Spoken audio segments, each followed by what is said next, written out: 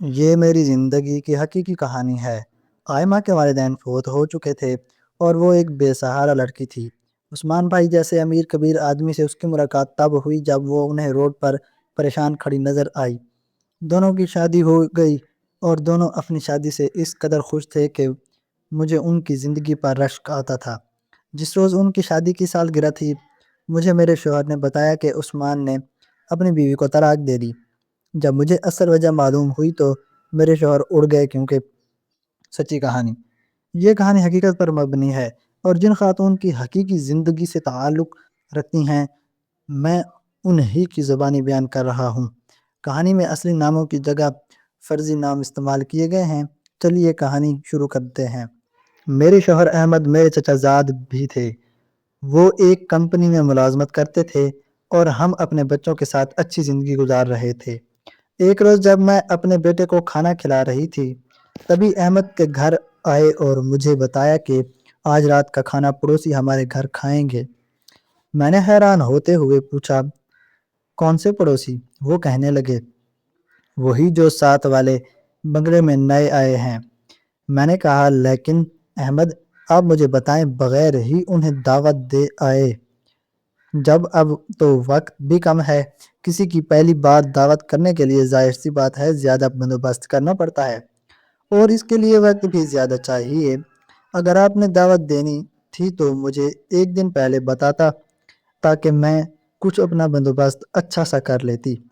میں نے ایک ہی سانس میں اتنا کچھ کہہ ڈالا۔ وہ کہنے لگے، ارے گھبرانے کی بات نہیں ہے، ہمارے پڑوسی عثمان میرا بچپن کا دوست ہے، ہم دونوں نے میٹرک ایک ساتھ کی ہے اور وہ بہت اچھا انسان ہے۔ اس کو یہ بنگلہ بھی میں نے ہی دلوایا ہے، بس جو بنتا ہے سادہ سا کھانا بنا دو۔ کل تمہیں بتانا بھی تھا، پھر تم اس وقت بچوں کے ساتھ مصروف تھیں، بعد میں میرے ذہن سے نکل گیا، اس لیے بتایا ہی نہیں، لیکن میں انہیں صبح ہی دعوت دے آیا ہوں، اور یوں بھی ایک دو دن تو کھانا پڑوسیوں کو دینا چاہیے۔ ابھی ان کا کچن سیٹ نہیں ہوا، کل ہی تو وہ یہاں شفٹ ہونے میں ہیں۔ انہوں نے بھی ایک ہی سانس میں میری ساری باتوں کا جواب دے دیا، اور پھر اسی وقت جا کر دعوت کا سامان بھی خرید لائے۔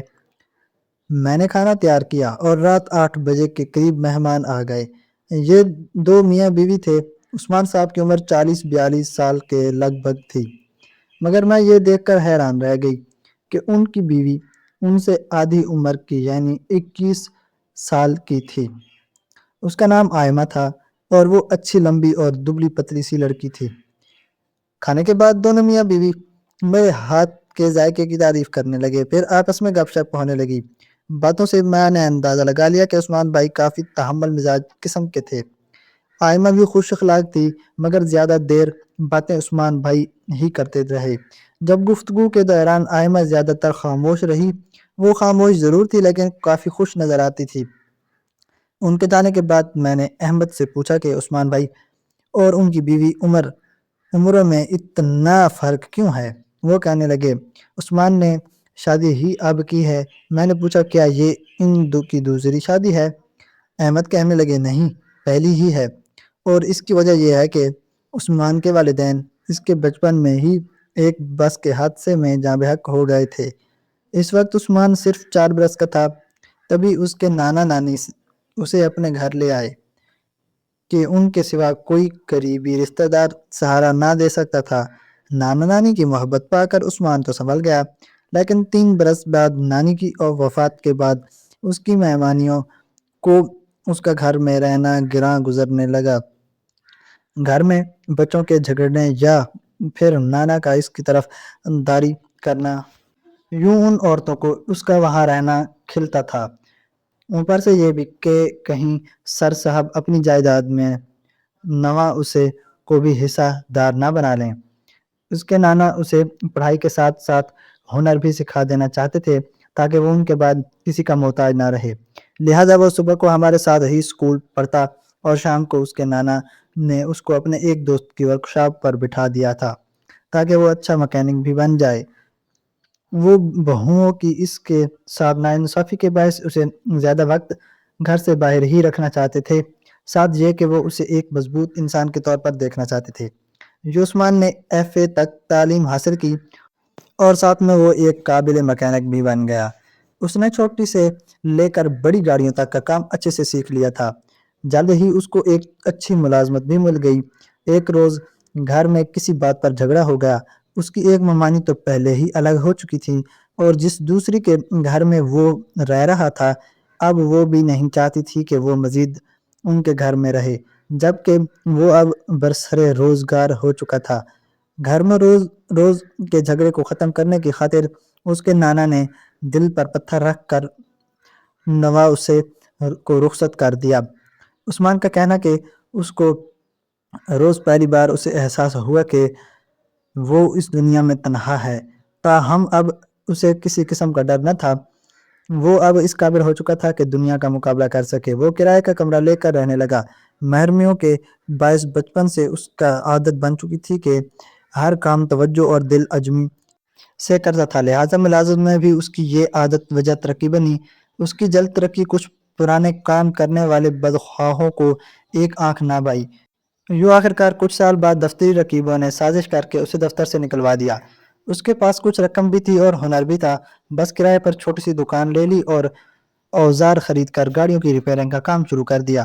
اس کی خوش اخلاقی اور اچھے کام کی بدولت جلد ہی اس کی دکان مشہور ہو گئی اور بہت سا کام ملنے لگا، لہٰذا اسی حساب سے آمدنی بھی روز بروز بڑھنے لگی۔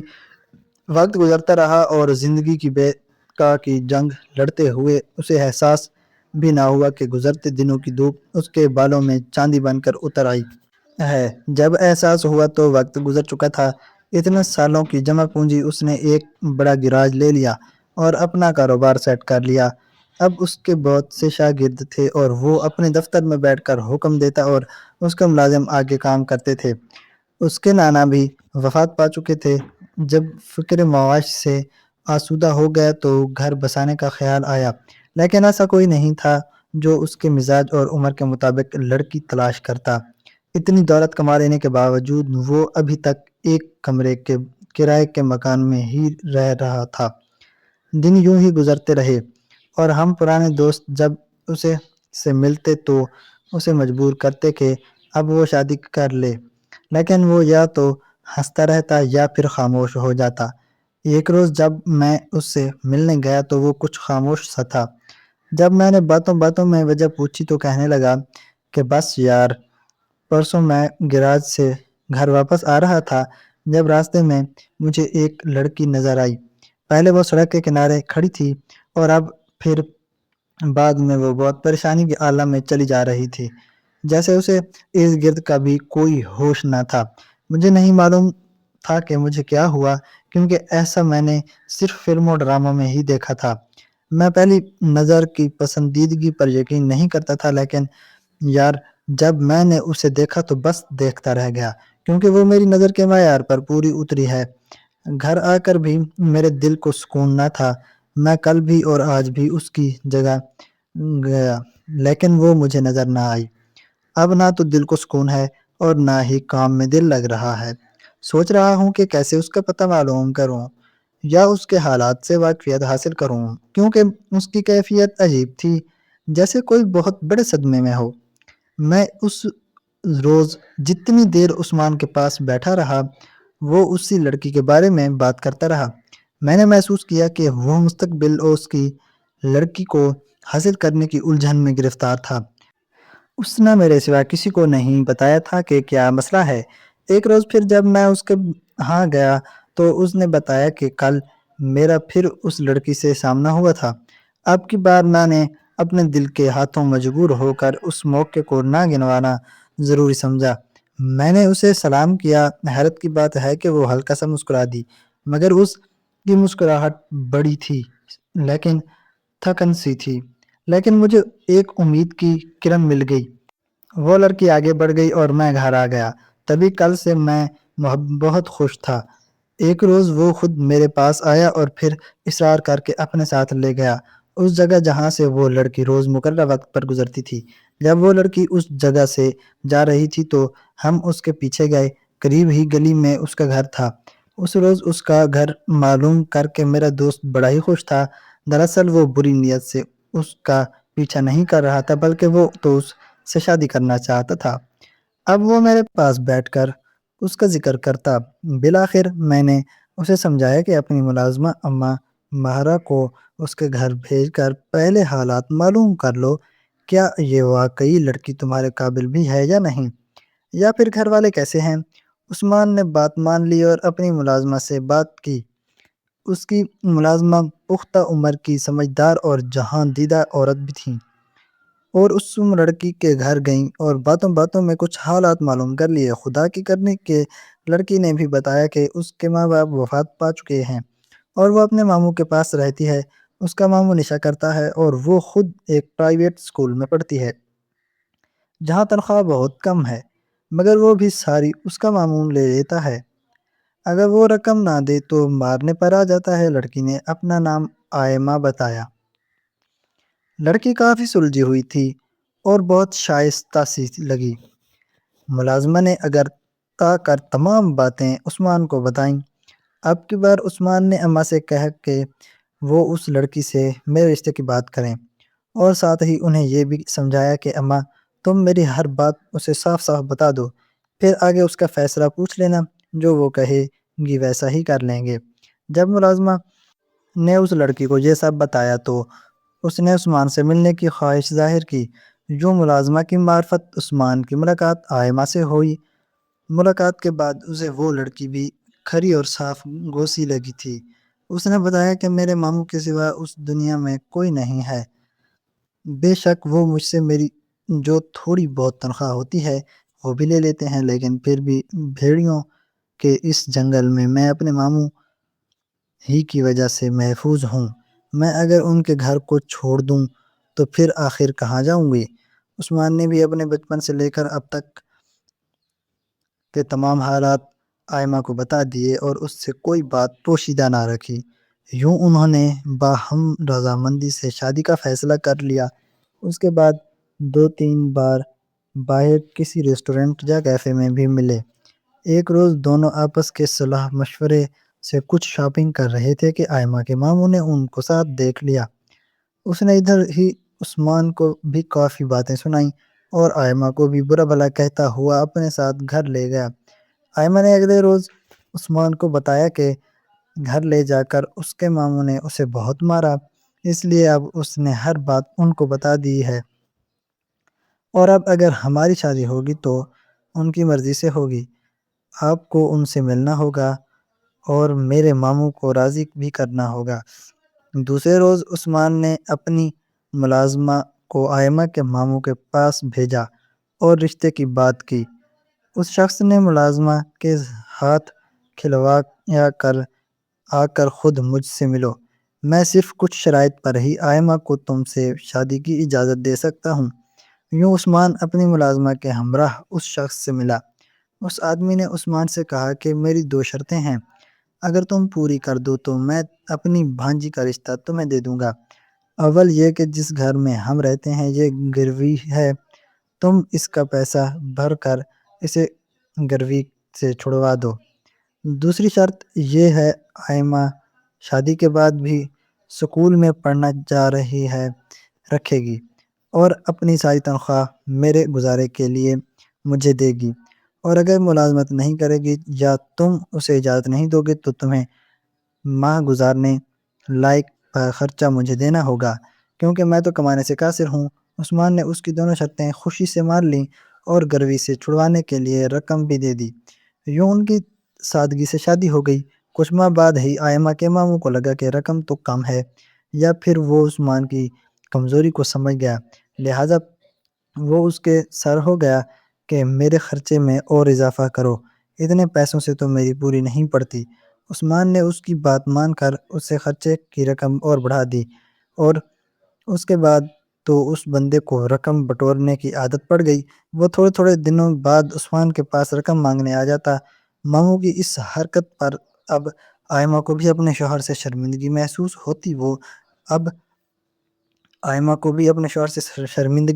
ہوتی۔ وہ اب اسے منع بھی کرتی کہ اب اور رقم ماموں کو مت دیں، مگر وہ بیوی کے منع کرنے کے باوجود اس کے ماموں کو پیسے دے دیتا، جس قدر اس کی ضرورتیں پوری کرتا رہتا تھا۔ اس شخص کے مطالبے اسی رفتار سے بڑھتے ہی جا رہے تھے۔ آخرکار عثمان بھی تنگ آ گیا، لہٰذا اس نے وہ گھر بیچ دیا اور یہاں ہمارے گھر کے برابر والا بنگلہ خرید لیا ہے۔ میرے شوہر نے جہاں تک بات ختم کر کے کہا کہ اب تم آئمہ بھابھی سے ملا کرو۔ ان کی شادی کو 1.5 سال ہوا ہے اور وہ اکیلے اتنے بڑے گھر میں رہنے سے گھبراتی ہوں گی۔ ظاہر سی بات ہے، ملازمہ تو اپنے کاموں میں لگی رہتی ہوں گی۔ یوں میں اکثر ان کے گھر آئمہ سے ملنے چلی جاتی۔ آئمہ اپنے گھر میں بہت خوش تھی، عثمان بھی اس پر واری صدقے جاتے تھے، یہاں تک کہ مجھے آئمہ کی زندگی پر رشک آتا کہ اتنا محبت کرنے والا شوہر ملا ہے۔ میں اکثر اپنے شوہر سے بھی گھر آ کر گلہ کرتی کہ کچھ عثمان بھائی سے سیکھیں، وہ اپنی بیوی کو کس قدر چاہتے ہیں۔ وقت گزرتا رہا اور انہیں ہمارے پڑوس میں آئے 3 سال ہو گئے۔ ابھی بھی میں ان کے گھر جاتی، آئمہ خوش اخلاق سے ملتی، لیکن اب وہ کبھی کبھار کافی بھی اور اداس بھی لگتی تھیں۔ ایک روز جب میں بچوں کو اسکول بھیجنے اور گھر کا کام ختم کرنے کے بعد ان کے گھر گئی تو دیکھا کہ آئمہ نے بہت میلے سے کپڑے پہن رکھے تھے، حلیہ بھی کافی بکھرا ہوا تھا۔ میں نے وجہ پوچھی تو کہنے لگی، آخر کس کے لیے اچھا لباس پہنوں؟ عثمان کو تو اپنے کاروبار سے ہی فرصت نہیں ملتی، وہ اپنا زیادہ وقت اپنے گراج کو دیتے ہیں، جب گھر آتے ہیں تو تھک کے ماندے ہوتے ہیں، میری جانب تو توجہ ہی نہیں دیتے۔ میں نے اسے سمجھایا کہ عثمان بھائی بہت نیک، پختہ عمر اور سلجھے ہوئے ہیں، ہو سکتا ہے کہ اب ہر وقت تمہارے پیچھے پھرنے اور محبت جتلانے کو مناسب نہیں سمجھتے ہوں گے، اور محبت تو انسان کے دل میں ہوتی ہے، باقی وہ ہر طرح سے تمہارا خیال رکھتے ہیں، تم کسی بھی قسم کی بدگمانی میں مت پڑو۔ میری بات آئمہ نے خاموشی سے سنی مگر آگے سے کچھ نہ بولی۔ کافی روز بعد میں دوبارہ اس کے پاس گئی، مگر اب کی بار وہ پہلے سے بھی زیادہ بجھی بجھی تھیں۔ اس بار اس نے عثمان کے بارے میں کوئی بات نہ کی۔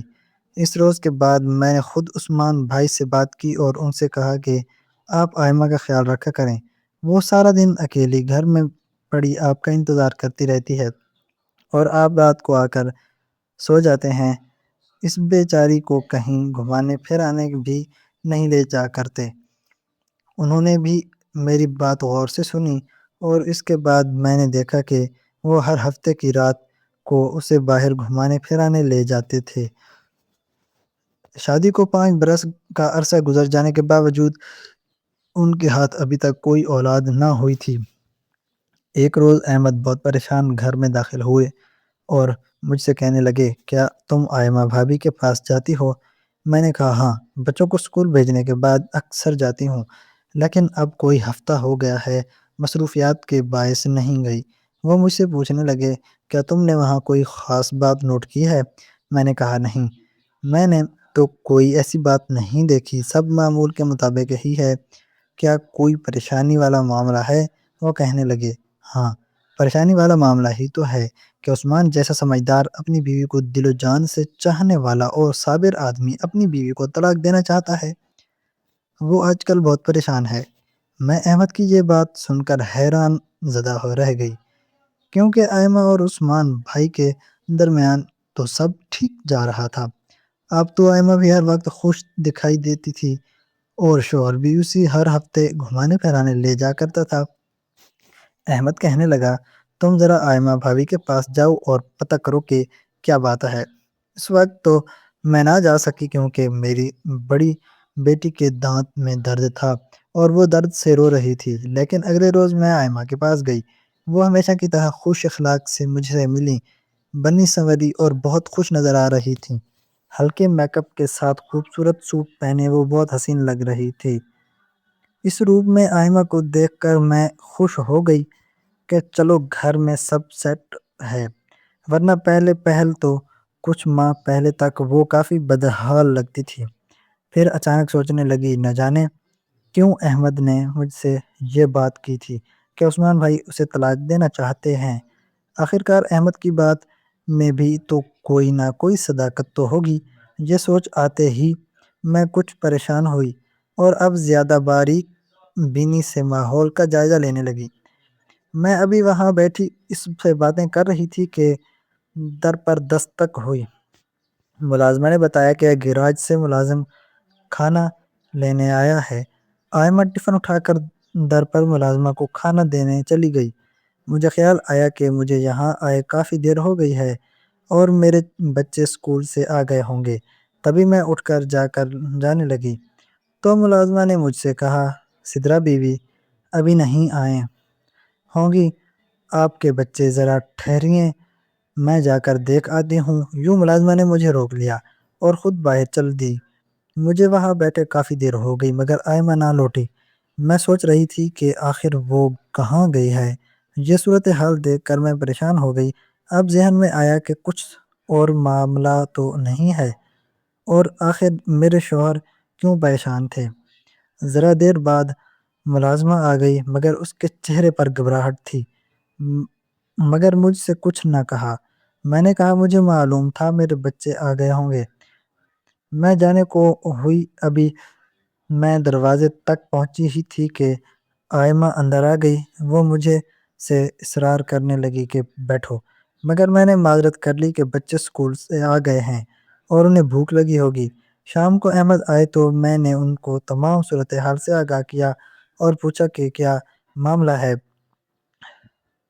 وہ کہنے لگے، پچھلے دنوں عثمان نے اپنا کاروبار مزید بڑھایا تو اس کو سنبھالنے کے لیے کچھ نوجوانوں کی ضرورت تھی۔ انہوں نے فرحان نامی ایک لڑکا بھی ملازم رکھ لیا، وہی دکان سے روز کھانا لینے گھر آتا تھا۔ کچھ روز سے عثمان نے محسوس کیا کہ وہ دیر کر دیتا تھا۔ اس نے لڑکے سے پوچھا کہ آخر تمہیں اتنی دیر کیوں ہو جاتی ہے؟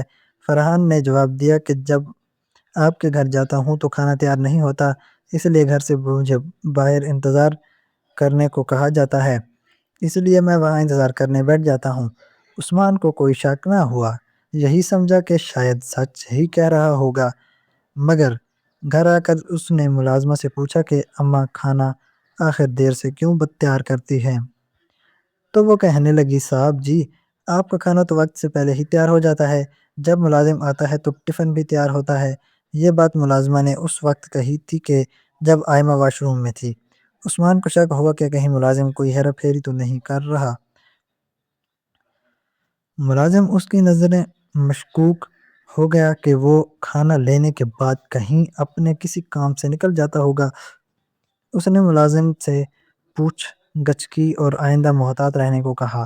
2-3 بار کی تنبیہ کے باوجود جب لڑکے کو آنے میں تاخیر ہوئی تو رہی تھی تو عثمان نے سوچا کہ معلوم تو کروں کہ آخر کیا معاملہ ہے۔ اس نے ایک روز اس کے جانے کے بعد اس کا پیچھا کیا، لیکن دیکھا کہ اس کی بیوی ٹفن ہاتھ میں لیے گھر سے باہر نکلی ہے اور پاس بنی بیٹھک میں چلی گئی ہے جہاں فرحان بیٹھا انتظار کر رہا تھا۔ عثمان کافی دیر باہر انتظار کرتا رہا مگر آدھے پونے گھنٹے کے بعد اس کی بیوی بیٹھک سے گھر میں گئی اور ملازم باہر نکل کر گیراج کی طرف روانہ ہو گیا۔ عثمان نے اب بھی بیوی پر شک نہ کیا کہ وہ اس پر بہت بھروسہ کرتا تھا۔ وہ یہی سمجھتا کہ بیوی اس سے گلے شکوے تو ہر روز کرتی رہتی ہے، اب اس لیے تمام عورتوں کی طرح میری بیوی بھی میری جاسوسی میں لگی ہے، تبھی میرے بارے میں ملازم سے معلومات کرنے کو یہ طریقہ اختیار کر لیا ہے۔ اس نے بیوی کو تو کچھ نہ کہا مگر ملازم کو ہدایت کی کہ اگر میری بیگم تم سے میری باہر کی سرگرمیوں کے بارے میں احوال لینے کی کوشش کرے تو اسے بات کرنے کے بجائے وہاں بیٹھ کر اس کے سننے کے بجائے مجھے آگاہ کر دینا، اور تمہیں اس سے یا مجھ سے ڈرنے کی ضرورت نہیں ہے۔ ملازم سمجھ گیا کہ مالک نے ضروری اس کی جاسوسی کروائی ہے اور اب اس کا بیٹھک میں رکنا خطرے سے خالی نہیں، لہٰذا اس نے آئمہ کو آگاہ کیا اور دونوں نے ملاقات کا ایک اور راستہ ڈھونڈ لیا۔ وہ ایک اور جگہ ملاقات کرنے لگے اور گھر سے قریب ایک ریسٹورنٹ میں آئمہ مقررہ وقت پر وہاں چلی جاتی اور ٹفن دینے کے بہانے دونوں کچھ دیر بیٹھ کر چائے پینے کی آڑ میں ملاقات کر لیتے۔ جب اس نے ملازمہ کو سختی سے منع کر رکھا تھا کہ صاحب کو اس کے باہر جانے کا نہ بتائے، اب آئمہ بہت بدل گئی تھی۔ اس کا بنا حسن گھر اس کی نئی سوچ کی چغلی کھا رہا تھا۔ ایک روز جب عثمان کوئی پرزہ لینے بازار گیا تو واپسی میں اس نے سوچا کہ گھر کا چکر لگا لوں گا۔ اور کھانا بھی گھر کر ہی کھا لوں گا۔ وہ اس وقت گاڑی میں تھا، جوں ہی اس کی گاڑی گھر کے قریب ریسٹورنٹ کے سامنے سے گزری تو اس نے فرحان کو وہاں سے نکلتے دیکھا۔ اس کے ہاتھ میں کھانے کا ٹفن بھی تھا۔ اس نے سوچا شاید یہ بدبخت شاید یہاں بیٹھ کر پہلے خود میرے کھانے پر ہاتھ صاف کرتا ہے اور بعد میں بچا ہوا کھانا گراج لے آتا تھا، شاید تبھی اس کو دیر ہو جاتی ہے۔ وہ اسی وقت گاڑی سے نکل کر ریسٹورنٹ میں گیا۔ فرحان سے پہلے ہی آئمہ جا چکی تھی، لہٰذا وہ اسے نہ دیکھ پایا۔ اس نے ویٹر سے جا کر پوچھا کہ ابھی جو نوجوان ٹفن ہاتھ میں لے کر یہاں سے نکلا ہے، کیا وہ یہاں کھانا کھاتا ہے یا یہاں بیٹھ کر ٹفن کھاتا ہے؟ اس نے کہا کہ نہیں سر، یہ لوگ تو ریسٹورنٹ سے ہی کھانا کچھ لے کر کھاتے ہیں، زیادہ تر تو بس کافی یا چائے پیتے ہیں۔ یہ سن کر عثمان پوچھنے لگا کتنے لوگ ہوتے ہیں؟ 2-3۔ ویٹر کہنے لگا نہیں، ان کے ساتھ ایک لیڈی بھی ہوتی ہے، وہ روز ان سے 5 منٹ پہلے آ جاتی ہیں اور ان کے یہاں سے نکلنے سے کچھ دیر پہلے نکل جاتی ہیں۔ عثمان کے دماغ میں خطرے کی گھنٹی بجی۔ اب اس کی ٹوٹی ٹوہ لگ گئی کہ دیکھو اس بات کی تہ میں کیا ہے۔ اگلے روز وہ مقررہ وقت سے 10 منٹ بعد ریسٹورنٹ میں داخل ہوا۔ وہاں اس نے دیکھا کہ آئمہ اور فرحان ٹیبل کے سامنے بیٹھے ہوئے تھے اور ہنس ہنس کر باتیں کر رہے تھے۔ یہ دیکھ کر عثمان کے تو جیسے پیروں تلے سے زمین نکل گئی۔ آئمہ نے جو عثمان کو وہاں دیکھا تو گھبرا گئی۔ احمد کہنے لگے میرے دوست نے ریسٹورنٹ میں اپنا تماشا بنانا مناسب نہ سمجھا، لہذا بیوی سے کہا کہ گھر چلو۔ وہ کمال ضبط اس کے خاموشی کے ساتھ گاڑی میں بٹھا کر گھر لے آیا، مگر الٹا چور کو طوال کو ڈانٹے والی مثال صادق ہو گئی۔ آتے ہی آئمہ نے شور مچا دیا، مجھے طلاق دے دو، بس مجھے طلاق دے دو، میں اب تمہارے ساتھ مزید نہیں رہ سکتی۔ اس سے پہلے کہ وہ بیوی سے کچھ پوچھتا آئمہ ہی اس پر برس پڑی۔ وہ جو اندر سے بری طرح ٹوٹ چکا تھا، یہ جان کر کہ جس پر اندھا اعتبار کیا وہی اسے دھوکہ دے رہی تھی، بیوی سے کہنے لگا ابھی تو میں نے تم سے کوئی بات بھی نہیں کی اور تم میں طلاق مانگنے لگی، جب پہلے تو تم کہتی تھی کہ میں تمہارے گھر سے مر کر ہی نکلوں گی، اور اب تم یہ طلاق کی بات کیوں کر رہی ہو؟ آئمہ گرج کر کہنے لگی ہاں تب حالات اور تھے، لیکن اب تمہارے ساتھ گزارا مشکل ہے، میں اس تنہائی کی قید سے تنگ آ چکی ہوں۔ تمہارے ساتھ رہنے کا مطلب بس یہ ہے کہ گھٹ گھٹ کر مر جانا، اس سے تو اچھی میں شادی سے پہلے کی زندگی گزار رہی تھی، اسکول جا کر 2 سہیلیوں سے بات تو کر لیتی تھی۔ اس گھر میں تو اب مجھے لگتا ہے کہ میری شادی تم سے نہیں بلکہ اماں مہرا سے ہوئی تھی، کہ سارا دن گھر میں بس ملازمہ کا ہی منہ دیکھتی رہتی ہوں۔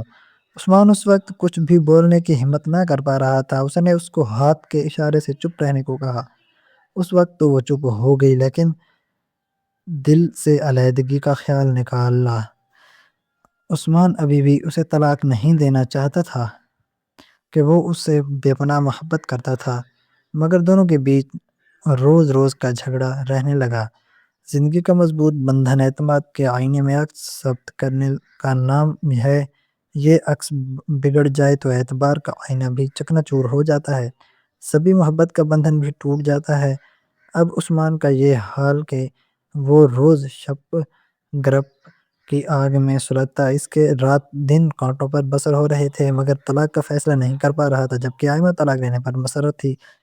وہ اب بھی جانتا تھا کہ جب وہ گراج میں ہوتا ہے تو اس کی بیوی فرحان سے ملتی ہے، وہ اسے روک بھی نہیں سکتا تھا کہ وہ اس کے ساتھ رہنے کو تیار ہی نہیں، تبھی وہ کرب کا شکار ہے اور اب اسے آزاد کر دینا چاہتا ہے۔ احمد نے کہا کہ میں عثمان کو بات سمجھایا ہے کہ وہ تم سے عمر میں کم ہے اور اس کا جذباتی فیصلہ ہے، کچھ دن ٹھہر جاؤ، وہ تم سے طلاق لے کر پچھتائے گی اور تم اس کو طلاق دے کر پچھتاؤ گے۔ وہ میری وجہ سے رکا ہوا ہے، اب تم بتاؤ کہ تم کیا چاہتی ہو؟ میں نے حالات کا اندازہ کر لیا اور شوہر سے کہا احمد آپ عثمان بھائی کو نہ روکیے، کیونکہ آئمہ اب ان کے گھر میں نہیں ٹھہرے گی، فرحان نے اس کا دماغ خراب کر دیا ہے، وہ اب عثمان بھائی سے وفا نہیں کرے گی، بہتر ہے کہ عثمان بھائی اس کو طلاق دے دیں، ورنہ وہ خود نخواستہ ان کو نقصان ہی نہ پہنچا دے۔ چند دنوں میں ہی میرا خدشہ درست ثابت ہوا۔ آئمہ اور عثمان بھائی کا اکاؤنٹ مشترکہ تھا۔ اس نے فرحان کے ساتھ مل کر نقدی زیورات، گھر کے کاغذات اور قیمتی چیزیں غائب کر دیں۔ اب پانی سر سے اونچا ہو گیا تھا۔ آخرکار عثمان بھائی نے اس کو طلاق دے دی کہ اب نئی زندگی بھی ان کے لیے عذاب ہو گئی تھی۔ ان کا کہنا تھا کہ وہ اب اس بنگلے اور اس شہر میں نہیں رہ سکتے تھے، چنانچہ انہوں نے شہر چھوڑنے کا فیصلہ کر لیا، اپنا بنگلہ گراج فروخت کر دیا اور زندگی سے بالکل کٹ کر رہ گئے۔ وہ اپنے پرانے مکان میں شفٹ ہو گئے اور ہر کسی سے ملنا چھوڑ دیا۔ اس بات کو چند ماہ گزرے تھے اور اگلے ہفتے ان کا بیرون ملک جانے کا ارادہ تھا۔ رات کو جب وہ سو رہے تھے تو دروازے پر دستک ہوئی۔ دروازہ کھلا تو سامنے آئمہ کھڑی تھی۔ اس کی حالت کافی بری تھی۔ اس نے عثمان بھائی کو بتایا کہ فرحان نے اس کے ساتھ دھوکہ کیا ہے، اس سے محبت نہیں تھی، اس نے اسے سارا مال ہتھیا لیا ہے اور اس کو بے آسرا کر کے بیرون ملک بھاگ گیا ہے۔ وہ ان کے پاؤں میں بیٹھ کر کہنے لگی، آپ جیسے شوہر کو چھوڑنے کی سزا مجھے مل گئی ہے، مجھ جیسی عورتوں کا ایسا ہی انجام ہوتا ہے۔ میں آپ کے پاس نہیں آنا چاہتی تھی، اس لیے ماموں کے گھر گئی تھی، مگر وہ بھی گھر بیچ کر کہیں چلے گئے ہیں، میں اب کدھر سر چھپاؤں، کچھ سمجھ نہیں آ رہی۔ عثمان کو پہلے ہی تو اس عورت پر بے حد غصہ آیا تھا، پھر وہ اپنی صابر طبیعت کی بدولت اس کو اندر لا کر بٹھایا اور خود وہاں سے چلا گیا، یہ کہہ کر کہ اب ہمارے اکٹھے یہاں رکنا گناہ ہے، تم اس گھر میں رہو، میں ابھی اس گھر کو خریدنے والے کو قبضہ نہیں دے دیا ہے۔ مجھے اب بھی یہ سوچ کر تکلیف ہو رہی تھی کہ کہیں تم اس دنیا کی بیویوں کے ہتھے نہ چڑھ جاؤ۔ میں یہ گھر تمہارے نام کر دوں گا اور میں خود اگلے ہفتے بیرون ملک جا رہا ہوں۔ آئمہ اسے روکتی رہ گئی مگر وہ نہ رکے۔ رات بھر وہ سوچتے رہے۔ آئمہ نے میرے شوہر اور مجھ سے رابطہ کیا اور ہماری منتیں کرنے کی لگی، ایک بار آپ عثمان کو سمجھائیں کہ وہ مجھ سے دوبارہ رجوع کر لیں، میں ساری زندگی ان کے قدموں میں گزار دوں گی اور دوبارہ ایسی حماقت کبھی نہیں کروں گی۔ میرے شوہر نے عثمان بھائی کو سمجھانے کی کوشش بھی کی کہ اسے ایک بار معاف کر کے دیکھ لوں۔ عثمان بھائی یہ سوچ کر مان بھی گئے کہ آئمہ اس دنیا میں اکیلی تھی اور وہ بھی ایسی زندگی گزار چکے تھے۔ انہوں نے کہا کہ میں کسی قاری سے مشورہ لیتا ہوں، پھر آئمہ کو رکھنے پر تیار ہوں۔ انہوں نے ایک امام مسجد سے مشورہ کیا تو انہوں نے کہا کہ اب چونکہ مدت زیادہ ہو گئی ہے لہٰذا رجوع نہیں کیا جا سکتا۔ آگاہ کر دیا کہ آئمہ سے کہیں دو کہ وہ کسی اور سے شادی کر لے اور اپنی زندگی گزار لے۔ عثمان بھائی نے میرے شوہر کو اپنے فیصلے سے آگاہ کر دیا۔ جس روز ان کو بیرون ملک کی فلائٹ تھی، ہمیں یہ خبر ملی کہ آئمہ نے نا امید ہو کر اپنی جان لے لی ہے اور اب وہ اس دنیا کو چھوڑ کر جا چکی ہے۔ یہ سن کر مجھے بے حد تکلیف ہوئی اور سوچتی ہوں کہ کاش وہ حرام موت کو گلے نہ لگاتی۔ آج بھی میں اللہ سے مغفرت کے لیے دعا کرتی ہوں۔ دوستو، کہانی اچھی لگی ہو تو ویڈیو کو لائک اور چینل کو سبسکرائب کر دیجیے گا تاکہ ہماری آنے والی ہر ویڈیو آپ لوگوں تک بآسانی پہنچ سکے۔ اللہ حافظ۔